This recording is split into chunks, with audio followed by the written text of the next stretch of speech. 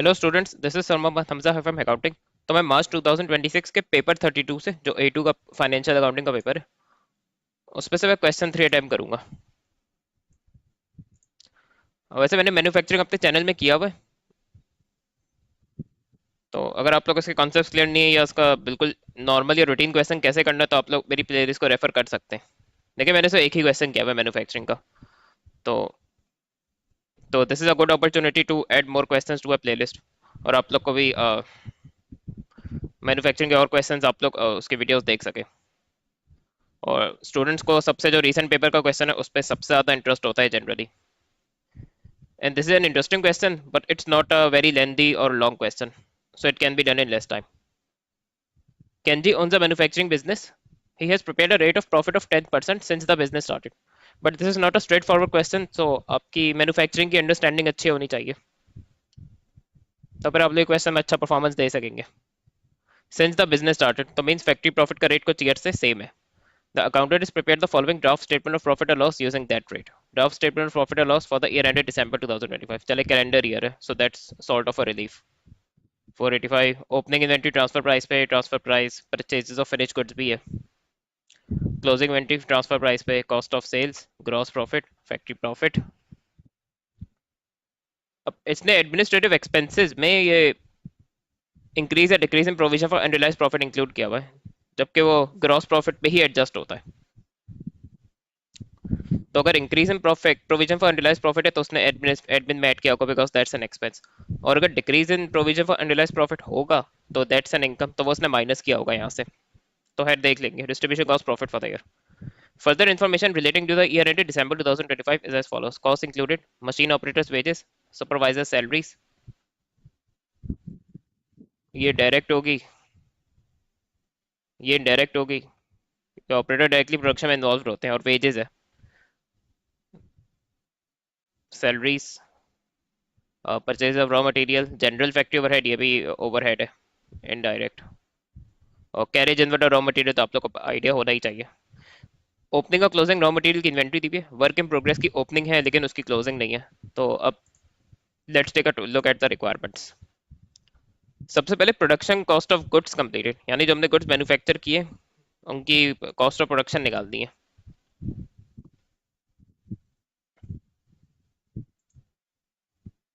So there are two ways to deal with it.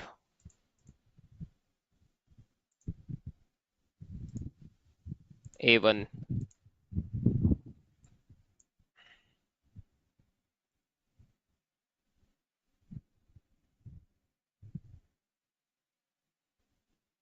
तो सबसे पहले तो देखिए उसने हमें ये ट्रांसफर प्राइस है जो हमने गुड्स मैन्युफैक्चर कर दिए,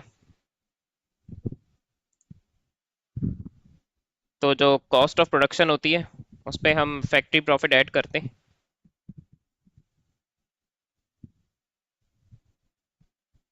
तो हमारी ट्रांसफर प्राइस या ट्रांसफर वैल्यू आ जाती है। अभी जो ग्रॉस प्रॉफिट में फैक्ट्री प्रॉफिट ऐड कर रहा होता है, ये आपका मैन्युफैक्चरिंग वाला होता है। तो जो भी कॉस्ट होगी उस पर ये वाला फैक्ट्री प्रॉफिट इसने 28,000 का ऐड किया होगा, तो फिर इसकी ट्रांसफर प्राइस आ गई होगी 308,000।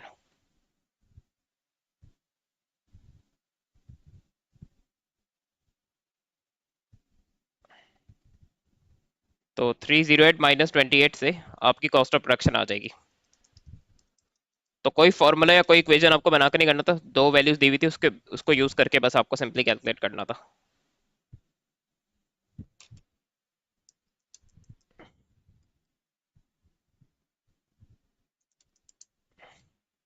और आप लोग इस पर अगर 10% फैक्ट्री प्रॉफिट लगा के देखें तो आपका वापस ट्रांसफर वैल्यू आपकी 308,000 ही बनेगी।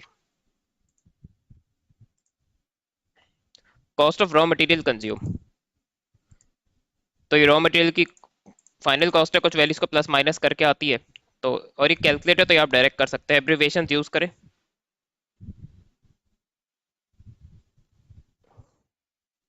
तो मैं भी थोड़ा रफ ही करूंगा। तो रॉ मटेरियल की ओपनिंग इन्वेंट्री 6,000, रॉ मटेरियल की तो ये रॉ मटेरियल की ओपनिंग इन्वेंट्री है। रॉ मटेरियल की आपको परचेजेस दी हुई है। रॉ मटेरियल का कैरेज इनवर्ड्स है। और आपको रॉ मटेरियल की क्लोजिंग इन्वेंटरी भी दी हुई है, तो बस इन वैल्यूज से आ जाएगा सुकून से।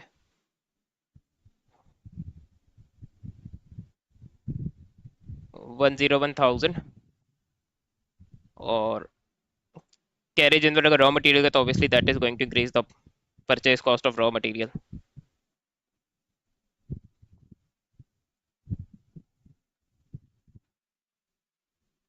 और क्लोजिंग इन्वेंटरी है 5200। क्योंकि हम इस रॉ मटेरियल की कॉस्ट निकाल रहे हैं, तो जब हमने यूज किया कंज्यूम किया, इसलिए क्लोजिंग इन्वेंटरी ईयर एंड में अनयूज रॉ मटेरियल है तो उसकी कॉस्ट इसलिए माइनस कर रहे होते हैं। और ओपनिंग इन्वेंटरी जाहिर सी बात है ड्यूरिंग देयर यूज हो ही जाएगी।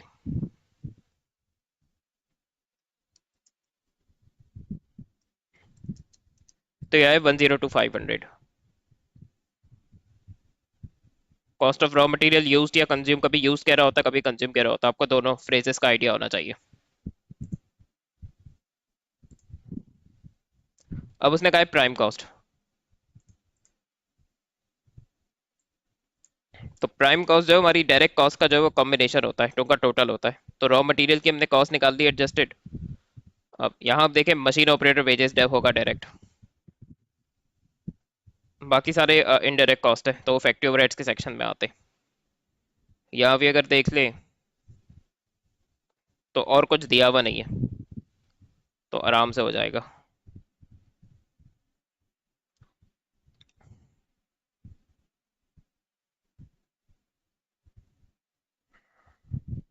क्योंकि कैलकुलेटर इसलिए मैं थोड़ा रफ कर रहा हूँ। Cost of raw material used और मशीन ऑपरेटर वेजेस।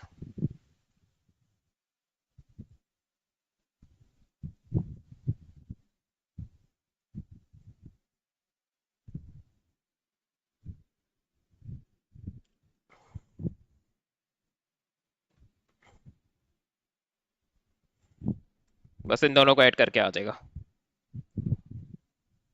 और कोई डायरेक्ट कॉस्ट दी भी नहीं है, जैसे रॉयल्टीज एक्सेट्रा होती है। 102,500 प्लस 91,600, तो ये हो गया 194,100।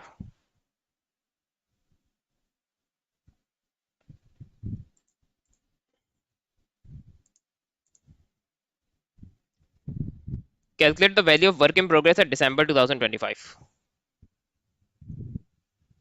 तो हमें क्लोजिंग वर्क इन प्रोग्रेस निकालना है। तो हमें इस पे से रफ थोड़ा मैन्युफैक्चरिंग, इस पे थोड़ा रफ मैन्युफैक्चरिंग अकाउंट का सेक्शन बना के हमें इसको अननोन रख के निकालना है। तो ये मैं करके दिखाता हूँ। तो अब देखिए प्राइम कॉस्ट पे हम फैक्ट्री ओवरहेड्स ऐड करेंगे, तो अब उसमें आपका सुपरवाइजर सैलरी आ जाएगा, जनरल फैक्ट्री ओवरहेड आ जाएगा, और कोई ओवरहेड है नहीं। तो प्राइम कॉस्ट ऑफ ओवरहेड को ऐड करेंगे, तो उसके बाद sort of cost of production आ जाती, but that's still not the final cost of production, क्योंकि उसमें हम ओपनिंग और closing work in progress adjust करते हैं। तो खैर मैं आपको करके दिखाता हूँ तो बेहतर समझ आ जाएगा। I think so this is part B. Yes.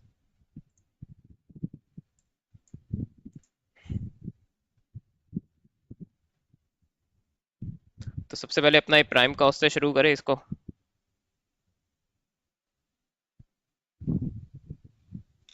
अच्छा, अब इसमें हम फैक्ट्री ओवरहेड्स ऐड करेंगे।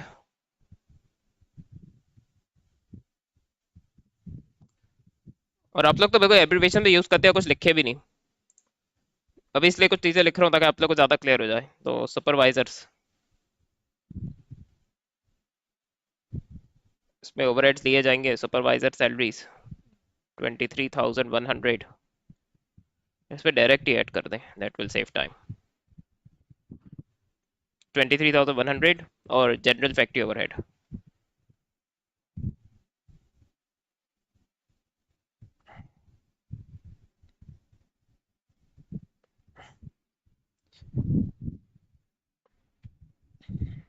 और कोई सच दिया हुआ नहीं है आपको, अगर आप देख ले पूरे डेटा में कुछ भी नहीं दिया हुआ। तो 194,100 में 23,100 ऐड करें, और उसमें 59,700 भी ऐड होगा, तो ये आ जाएगा 2769। अब ये फाइनल कॉस्ट ऑफ प्रोडक्शन नहीं होता, क्योंकि इसमें ओपनिंग और closing work in progress address किया जाता है, अगर हो तो, और इसमें है। अब इसमें ना हम ओपनिंग ऐड करते,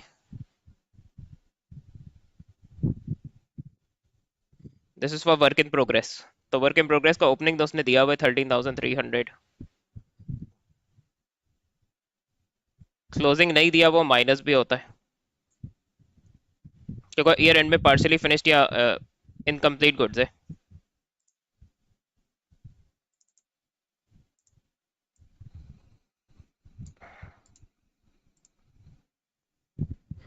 अब लेकिन उसमें अब इसके बगैर कॉस्ट ऑफ प्रोडक्शन नहीं आ सकती, लेकिन हमें कॉस्ट ऑफ प्रोडक्शन ऊपर ऑलरेडी कैलकुलेट की हुई है। तो 280,000, तो ये सब करते कराते इसका 280,000 आया होगा।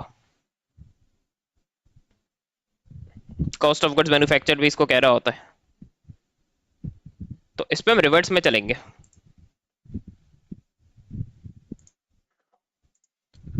तो 280,000 में 33,300 ऐड हो रहा था तो माइनस हो जाएगा, और 276,900 भी प्लस हो रहा था, पॉजिटिव वैल्यू थी तो वो माइनस हो जाएगी। तो 10,200 आ रहा है अगर डायरेक्ट करे तो।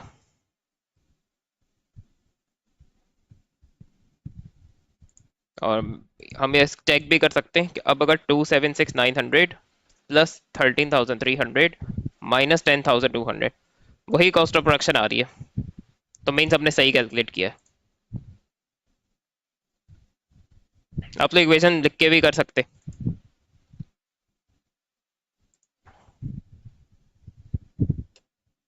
Kenji is considering increasing the rate of factory profit to 20%. Prepare the provision for unrealized profit account for the year ended December 2025 using the rate of 20%. अब एट टाइम से वर्किंग के लिए बनाना ही पड़ता है। अगर ये अकाउंट ना भी मांगे तो आप लोग डायरेक्ट भी ये कैलकुलेट कर सकते हैं, इंक्रीज या decrease in provision for unrealised profit. लेकिन अगर वो अकाउंट प्रॉपर एट टाइम्स मांग भी लेता है तो फिर आप लोग को प्रॉपर्टी अकाउंट बनाना होगा। और अब वो फैक्ट्री प्रॉफिट इस साल के लिए चेंज कर रहा है, तो उससे कुछ चेंजेस आएंगे, वो अकाउंट फॉर करके हमें अकाउंट बनाना होगा। और वैसा भी वो कुछ सालों से 10% का रेट यूज कर रहा था। तो अब देखिए जो ओपनिंग इन्वेंटरी है ना फिनिश गुड्स की, और ये ट्रांसफर प्राइसेस का नहीं, वही जो मैन्युफैक्चर करते हैं गुड्स, क्योंकि उनको ही ट्रांसफर प्राइस पे लिया जाता है इनकम स्टेटमेंट में। तो ये पिछले साल की एक तरह से क्लोजिंग होता है, तो ये पिछले साल मैन्युफैक्चर हुआ था। तो इस पे तो फैक्ट्री प्रॉफिट का रेट 10% ही रहेगा, क्योंकि इस पे पिछले साल का ही फैक्ट्री प्रॉफिट का रेट रहेगा। लेकिन इस साल अगर वो फैक्ट्री प्रॉफिट का रेट चेंज कर रहा है, तो ये अभी इसने 10% के बेस में किया हुआ है। लेकिन अब अगर हम इसका फैक्ट्री प्रॉफिट का रेट चेंज करेंगे तो उसका फैक्ट्री प्रॉफिट क्लोजिंग इवेंट का चेंज हो जाएगा, और उसके बेस में इसकी ट्रांसफर प्राइस भी चेंज हो जाएगी। तो सबसे पहला काम हमें ये करना है कि ओपनिंग इन्वेंट्री का फैक्ट्री प्रॉफिट हम 10% से निकाल लेंगे, और क्लोजिंग इन्वेंट्री के पहले हमें कॉस्ट निकालनी होगी। तो ये मैं आपको कैलकुलेशंस करके दिखाता हूँ तो आप लोग को ज़्यादा बेहतर समझ आएगा कि क्या करना है क्या नहीं करना है।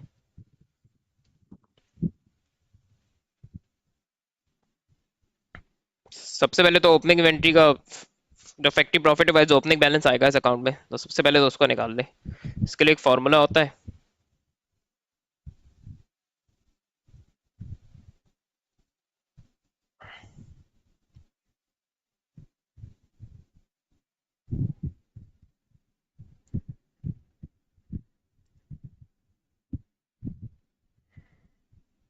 वरना बताने को कहेंगे कौन सा फॉर्मूला बताने यूज कर रहे हैं। ये सीआई के अपना ही फॉर्म, उनके इंडोर्स टेक्स्ट बुक में फॉर्मूला वो रिकमेंड भी करता है कि आप उसको यूज करें।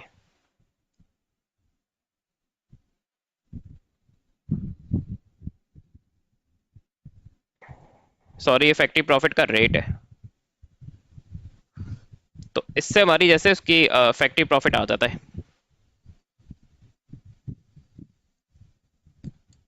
तो ओपनिंग इन्वेंट्री का देखिए जो रेट है ओबीसी 10% होगा, और ओपनिंग इन्वेंट्री की ट्रांसफर प्राइस भी दी हुई है। तो अगर ट्रांसफर प्राइस बताई हुई है जैसे फैक्ट्री प्रॉफिट का रेट बताया हुआ है, तो हम इस फॉर्मूला को यूज कर सकते हैं। आप लोग उसे नंबर में भी कर सकते हो, तो ये 0.1 पे ये 1 प्लस फैक्ट्री प्रॉफिट रेट हो जाएगा। तो ये 10 है, परसेंटेज लगाने की जरूरत नहीं है।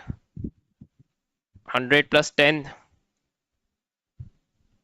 और ओपनिंग इन्वेंट्री की जो ट्रांसफर प्राइस है वो 22,000 है। तो उससे आ जाएगा ओपनिंग इन्वेंट्री का फैक्ट्री प्रॉफिट। वरना आप लोग को इक्वेशन से भी कर सकते हैं।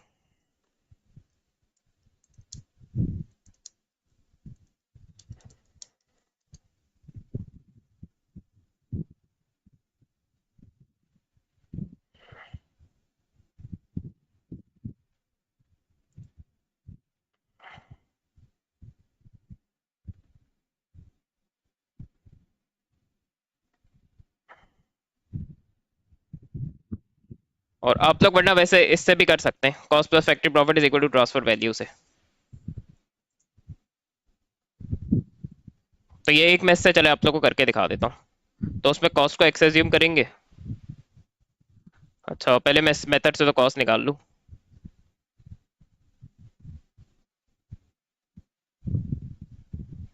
तो अब उसकी कॉस्ट इस तरह आ जाएगी। वैसे इस पे कॉस्ट कैलकुलेट नहीं करता क्योंकि वो क्लोजिंग इन्वेंटरी में कैलकुलेट करना है, लेकिन आप लोग इस लॉजिक से भी वर्क अराउंड कर सकते हैं।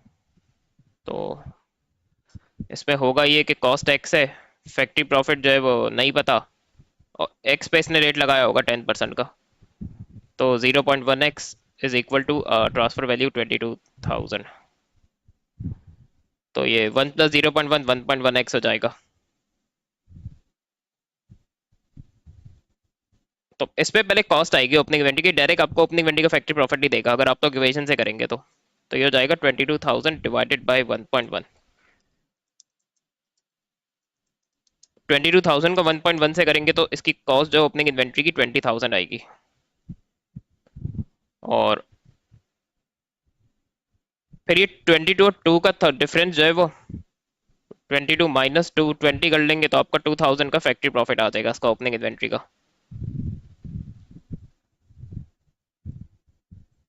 तो आप लोग इस तरह भी कर सकते हैं, फॉर्मूला यूज करके थोड़ा जल्दी हो जाएगा। अब क्लोजिंग इन्वेंट्री के लिए ना, इसके लिए मैं कलर भी चेंज करता हूँ।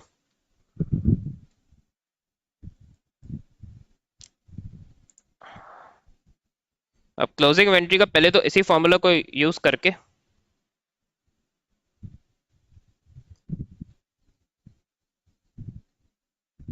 तो क्लोजिंग इन्वेंट्री फैक्ट्री प्रॉफिट,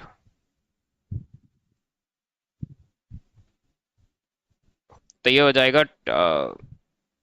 आप लोग से इस तरह भी कर सकते हैं 0.1 अपॉन 1 प्लस 0.1 नंबर्स में अगर करेंगे। 10% का नंबर 0.1 होता है, और फिर इसका मल्टीप्लाई कराते हैं। जो क्लोजिंग इन्वेंट्री का ट्रांसफर प्राइस है 26,400। अब जाहिर सी बात है पहले इसका फैक्ट्री प्रॉफिट देगा।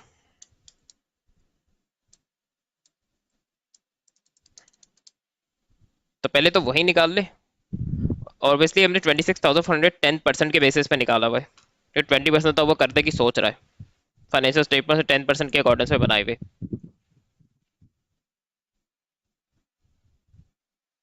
अब हम इसकी कॉस्ट निकालेंगे, तो उसके लिए cost plus factory profit is equal to transfer price की वैल्यू यूज करेंगे, लॉजिक यूज करेंगे। तो कॉस्ट मुझे नहीं पता, अब फैक्ट्री प्रॉफिट मुझे पता है कि 2400 है, और मुझे इसकी ट्रांसफर वैल्यू भी पता है कि वो 26,400 है। तो कॉस्ट के लिए 2400,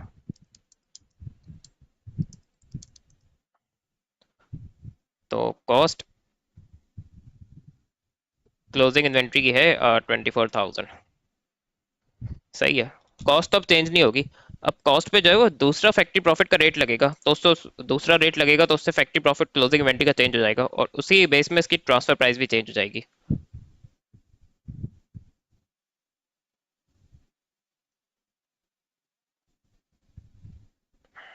ये डायरेक्ट आ जाएगा क्योंकि जो फैक्ट्री प्रॉफिट का रेट है वो कॉस्ट पे लगता है। तो अगर हम 24,000 पे 20% लगाते हैं तो उसका नया फैक्ट्री प्रॉफिट आ जाएगा, तो दैट इज 4,800।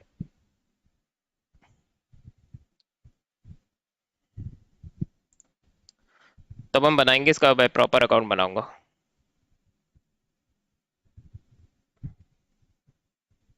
चलो इसको ग्रीन कलर से ही कर लेते हैं।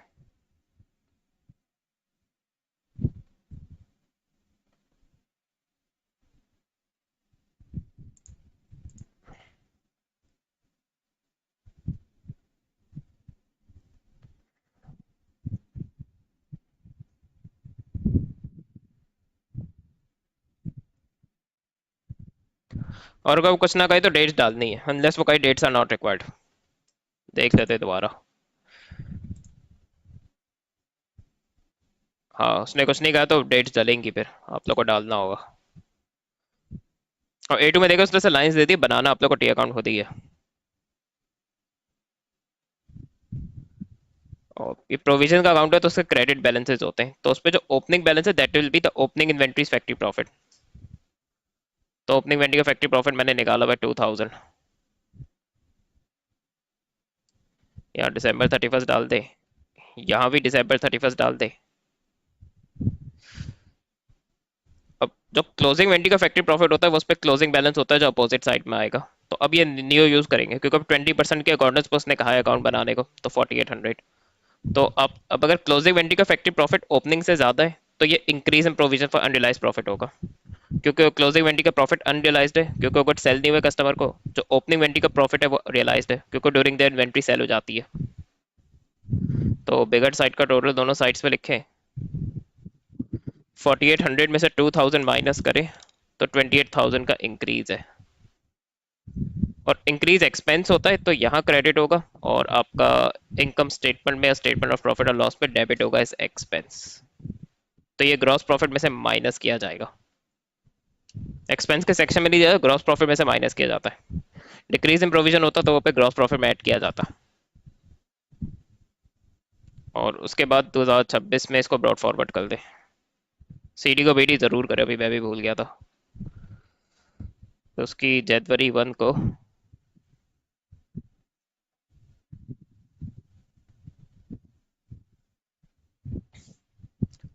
तो आई होप आप लोग को ये क्लियर है।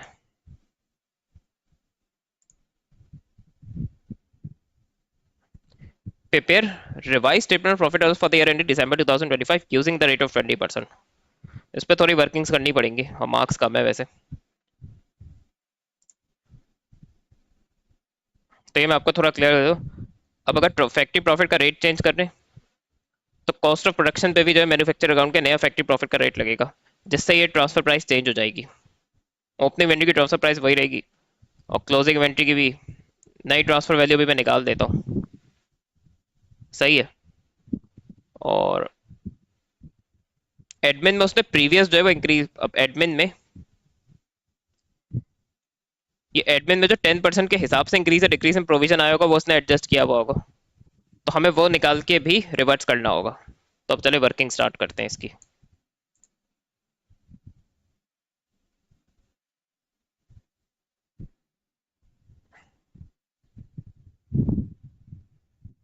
तो सबसे पहले अपनी कॉस्ट ऑफ प्रोडक्शन लेंगे 280,000।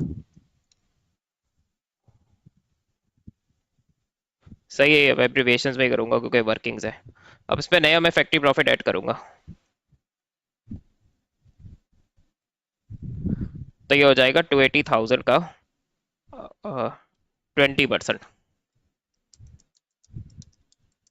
तो 56,000।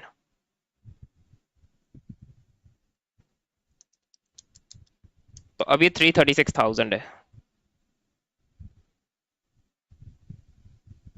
New transfer value. अच्छा, पे क्लोजिंग इन्वेंट्री का न्यू ट्रांसफर वैल्यू निकाल देंगे या ट्रांसफर प्राइस। तो 24,000 उसकी कॉस्ट थी, और उस पर 4800 ऐड कर देंगे। तो cost plus factory profit is equal to transfer value. तो अब ये जाएगा आपका।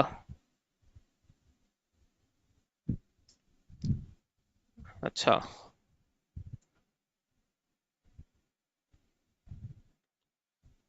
और एक मैं रफ कैलकुलेशन कर देता हूँ। विथ 10%,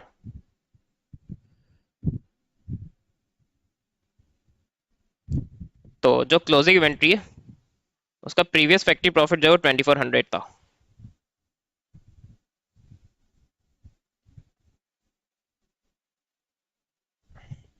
और जो ओपनिंग इन्वेंट्री का प्रीवियस फैक्ट्री जो अभी भी सेम ही रहेगा वो 2000 है।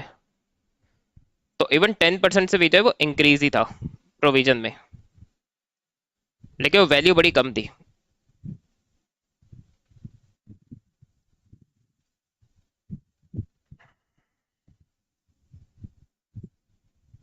और ये पूरा लिख देता हूँ ताकि आप सोचेंगे पता नहीं कौन सा प्रोविजन निकाल दिया। सही है, मैं लिख भी रहा हूँ उसके साथ ओल्ड।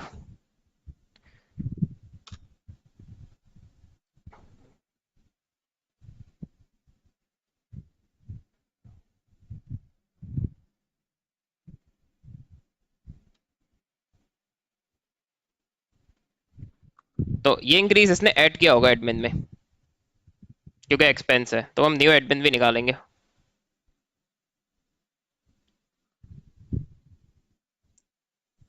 क्योंकि एडमिन में एडजस्ट नहीं होता। तो वहां से ऐड किया होगा, हम उसको माइनस कर देंगे। तो 103,100 हमारी न्यू एडमिन कॉस्ट होगी।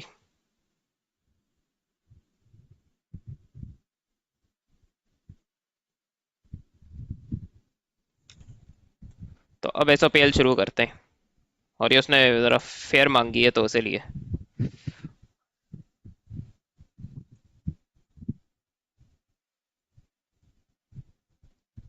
मगर काफ़ी वैल्यूज गिवन है तो इतनी भी एफर्ट नहीं है। तो रेवेन्यू आपका वही 485,000 रहेगा।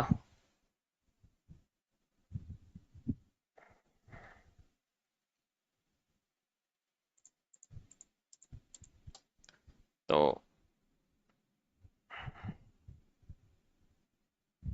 ओपनिंग इवेंट की ट्रांसफर प्राइस 22,000 ही रहेगी। और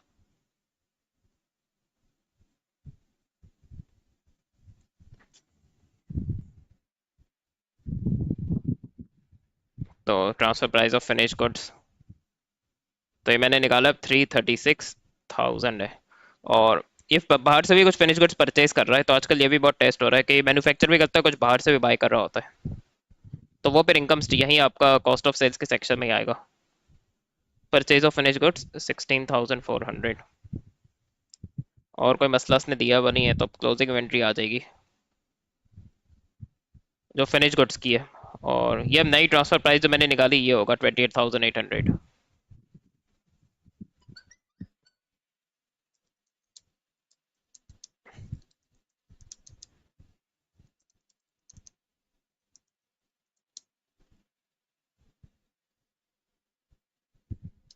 तो 345,600।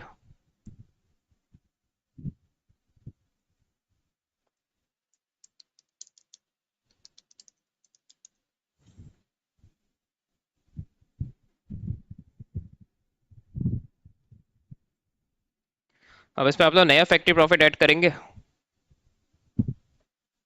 क्योंकि मैन्युफैक्चरिंग में जो कॉस्ट ऑफ प्रोडक्शन में हम ऐड कर रहे होते हैं अब 56,000 हो जाएगा। और आपका नया इंक्रीज इन प्रोविजन जो है वो उसका 2800 था। My bad.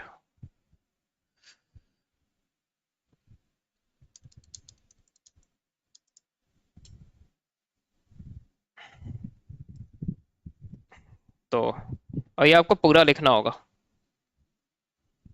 इसमें आपको डंडी नहीं मारनी है। तो ये एक्चुअली यहाँ ग्रॉस प्रॉफिट में एडजस्ट होता है, जो उसने एडमिन में कर दिया था। तो न्यू मैंने करेक्शन कर दी, 28,000 है। ये एक्सपेंस है तो यहाँ माइनस होगा, प्रॉफिट को डिक्रीज करेगा। तो एक्सपेंसेस में नहीं देना होता, यहाँ एडजस्ट होता है। प्लस 56,000 माइनस 2800, तो ये हो गया 192,600। और ये इफेक्टिव ग्रॉस प्रॉफिट होता है, लेकिन आप लोग को लिखना नहीं होता।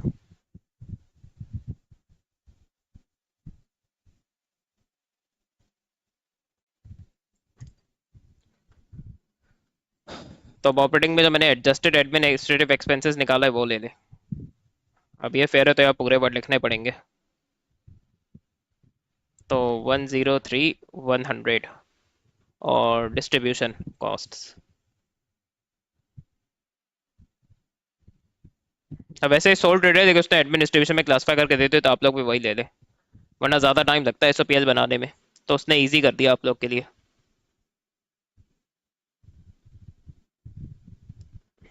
और कुछ हो नहीं रहा सच। तो 103,100 प्लस 68,200।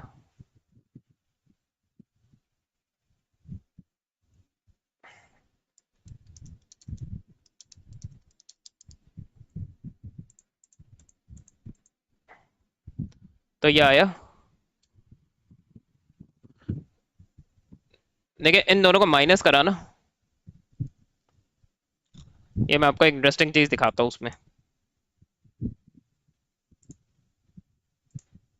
तो 192,600 माइनस 171,300, तो ये आ रहा है मेरा final profit for the year.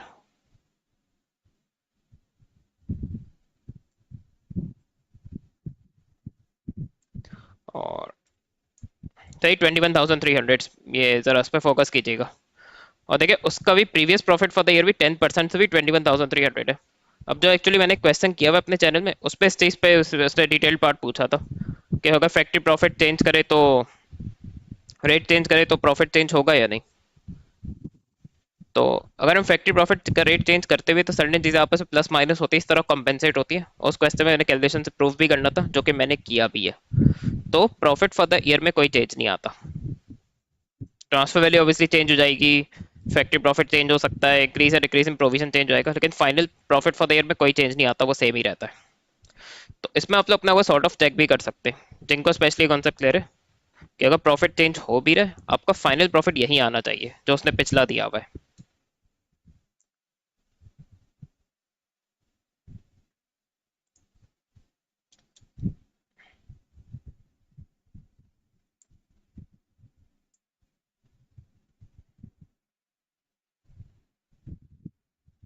Advice can be whether or not he should change the rate of profit to 20% just for our answer. The first thing is that there will be no change in profit for the year. So the profit for the year will remain unchanged. So in that regard, it will not benefit in any way. मगर factory profit का rate जो है वो, और उसके base पे जो हम ट्रांसफर वैल्यू निकालते हैं, वो एस्टिमेट होता है इस चीज़ का कि अगर हम एक्सटर्नल सप्लायर से परचेज करते तो कितने का पड़ता। तो अगर सप्लायर के रेट चेंज होते हैं तो उसके अकॉर्डिंग में हमें फैक्ट्री प्रॉफिट का रेट चेंज करना चाहिए, तो वो हमें ज़्यादा एक्यूरेट ट्रांसफर वैल्यूज देगा। तो उस एस्पेक्ट पे बेनिफिट है कि हमें मोर एक्यूरेट ट्रांसफर वैल्यूज मिलती रहेंगी।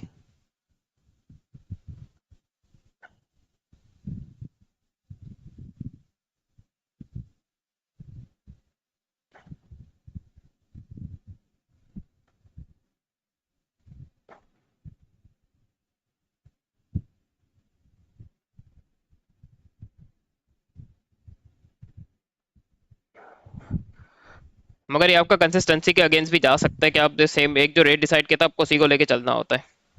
लेकिन फिर अब A2 के आप लोग स्टूडेंट है तो IS 8 भी आप लोगों ने पढ़ा हुआ होगा कि अगर चेंज जो है अकाउंटिंग पॉलिसी में जस्टिफाइड है तो वो फिर चेंज अकाउंटिंग पॉलिसी की जा सकती है।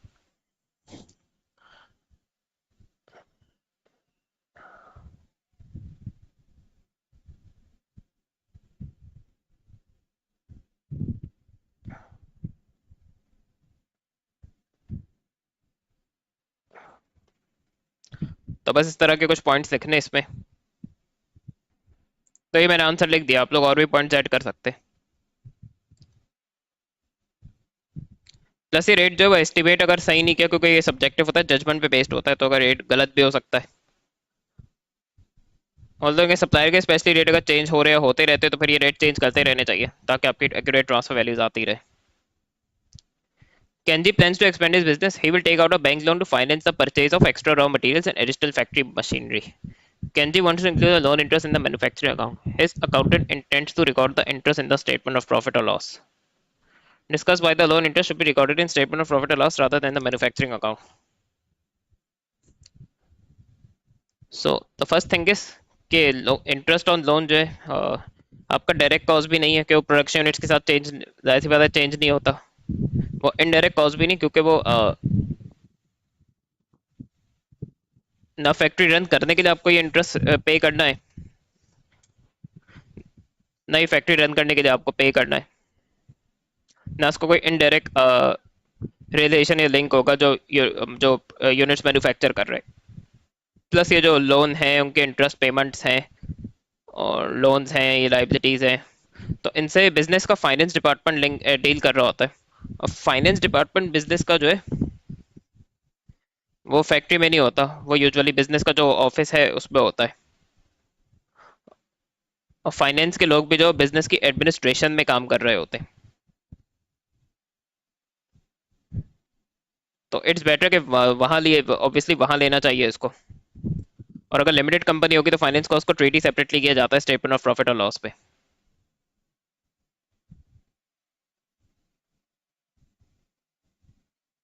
प्लस इसको ये कॉस्ट ऑफ प्रोडक्शन को ओवरस्टेट करेगा, जिसकी वजह से ट्रांसफर वैल्यू भी ओवरस्टेट होगी, और specific cost of production overstate होगी तो उससे प्रॉफिट डिक्रीज होगा। तो ये एक्यूरेट नहीं, क्योंकि इसका मैन्युफैक्चरिंग से कोई लिंक नहीं है इंटरेस्ट का।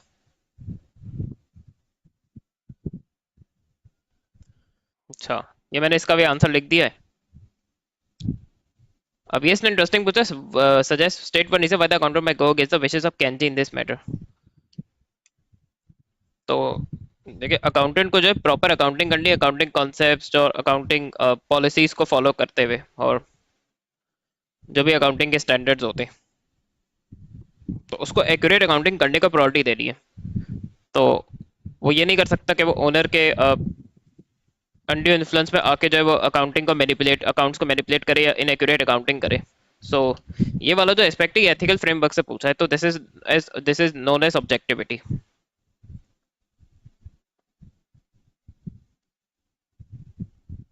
Will have to be objective.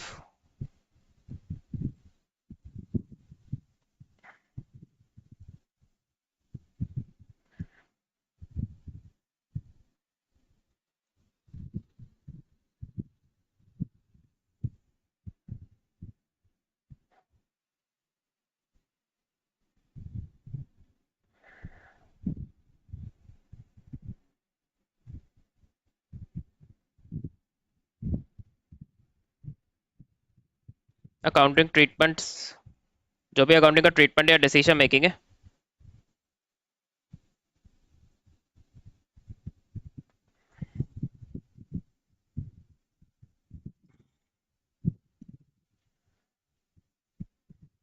Making